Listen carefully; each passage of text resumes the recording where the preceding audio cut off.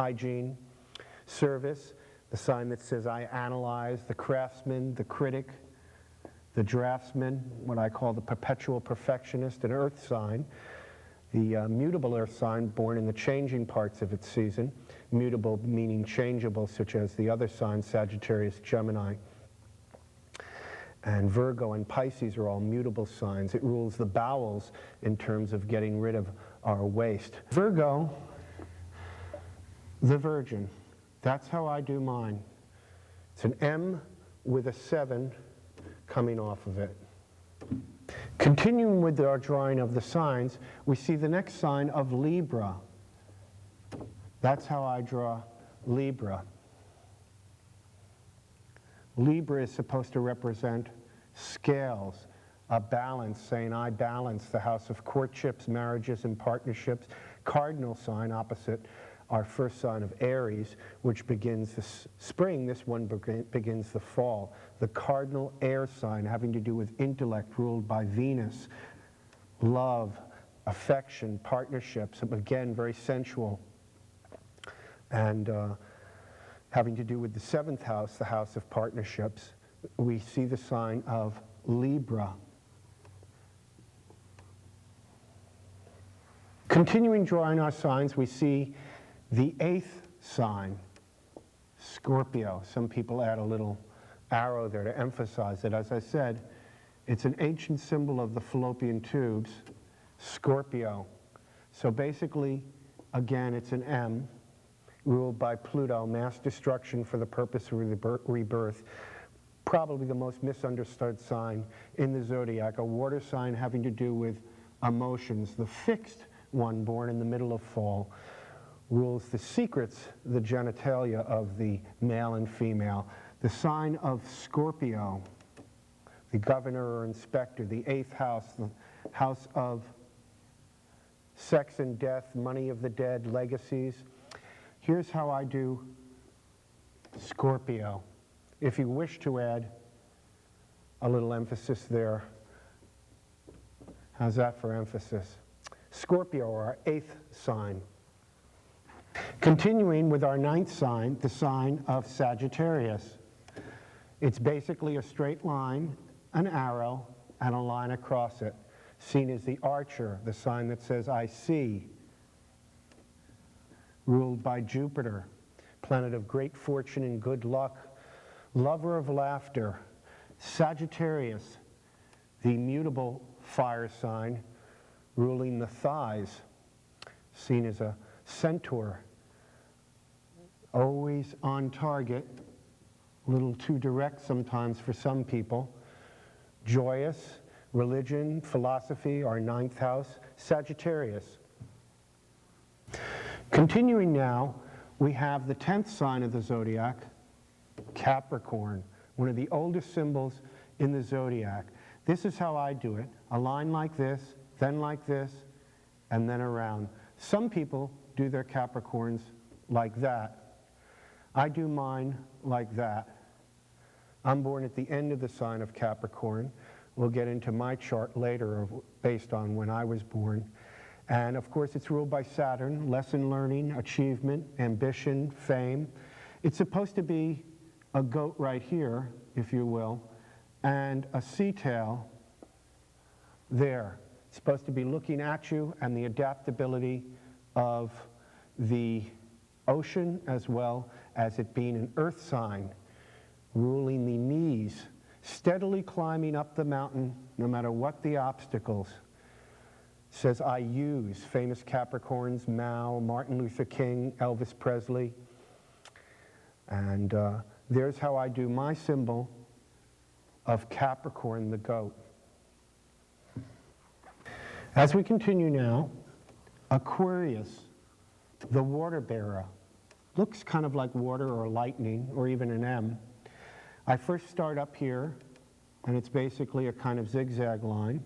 This is how I make my symbol of the sign Aquarius, the water bearer, ruled by Uranus, rude, eccentric, also a lot of kindness, thoughtfulness. Aquarius says, I know. An air sign, even though it's the sign of the water bearer. ruled by Uranus, the revolutionary, inventive, radical, sudden change planet. The fixed, meaning the born in the middle of its season, which is now winter. As I say, I joke around and say Aquarius, strange, different, nonconformist, as you hear about the age of Aquarius. Here's how I do my symbol of the sign of Aquarius. Our 11th house, the house of friends, hopes, wishes, that says, I know, Aquarius. Aquarius rules the calves in our body. To finish up the drawing of our symbols, and I hope you're drawing along with me, is Pisces. Pisces plays the pipes of peace, the poet or interpreter. It's basically these sort of half circles there with a line through it. It's supposed to be pictured as two fish swimming in two different directions, having to do with lunacy, insanity, helping people in institutions, usually some work with hospitals. The sign that says, I believe. Have to watch out for liquid addictive beverages, has a lot to do with addiction as well as illusion, fantasy, imagination, ruled by Neptune. And it's the mutable water sign having to do with a lot of feeling. Here's how I do my Pisces. And that, it rules the feet. That completes my drawing, and yours hopefully, of the symbols and signs of the zodiac. The 12 signs, the 12th house, the house of self-sacrifice, secret sorrow, secret enemies, self-undoing. Pisces. Once my sister cried because a mop, when she was very young, froze outside the window, and she felt sorry for the mop. And that's what I use as a story. The mutable water sign, changeable at the end, beginning with Aries in the beginning of the season.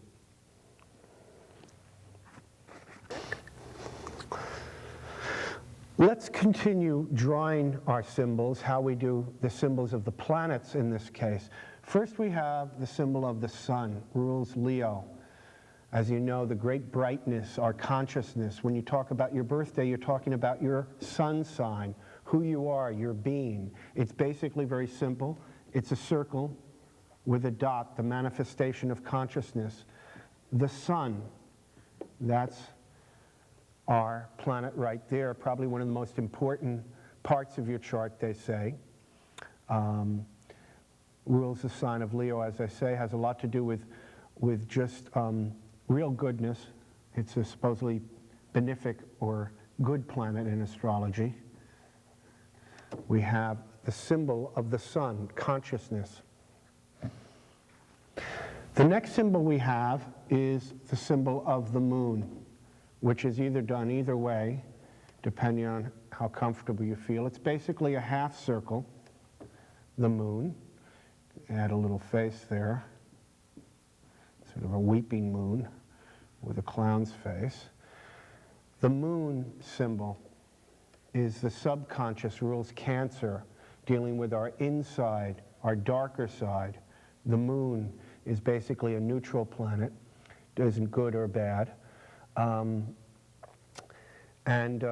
learn more about that, but that's how I do my symbol for the moon. Either way you feel like doing it. That's our symbol for the moon. The next planet we have as we go out is the planet of Mercury. It's a circle with a half circle on top of it, on top of what we call the spirit and matter cross. Basically, there's three symbols that make up the planets. It's a circle, a half circle, and this kind of plus sign. And Mercury consists of the half circle, over the circle, over this. Communications, as you remember, Mercury in the old mythology was the messenger of the god, or Hermes. That's how I draw my symbol for Mercury. It's a neutral planet, neither bad nor good, ruling Virgo and Gemini. Quickness, quicksilver, as you imagine the element of Mercury. Simply, again, a circle with a half circle over this cross. The planet, Mercury. Our next planet is the planet Venus. Again, it's a circle over a plus sign, the consciousness ruling over the spirit and matter, a controlled energy, affection, love. As you remember, Venus was the god of love, ruling both Taurus and Libra. This is how I draw my symbol. Now I feel like the old Ben Casey show. You remember that? Male, female, infinity. It's also, as you know, the symbol for feminism or female, and that makes sense. Seventh house. Venus is a benefic, a good planet in astrology. Although we avoid titles like good or bad, adverse or unfavorable, this is how I make the symbol Venus. Next, drawing our planets, we see the opposite. The planet Mars, which you might recognize as the male symbol, having to do with energy, uncontrolled, outward energy. It's really the opposite symbol of Venus, the out of control, over the consciousness. Here's our cross. That's how it really was originally pictured. They added the arrow to emphasize and then basically turned into an arrow connected with a circle. Can you do that with me?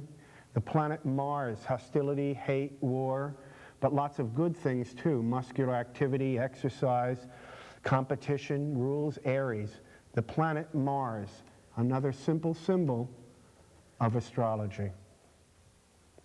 Next, drawing our symbols as we go out, is the planet Jupiter. It's again a half circle over this cross. The half circle looks like the number 4.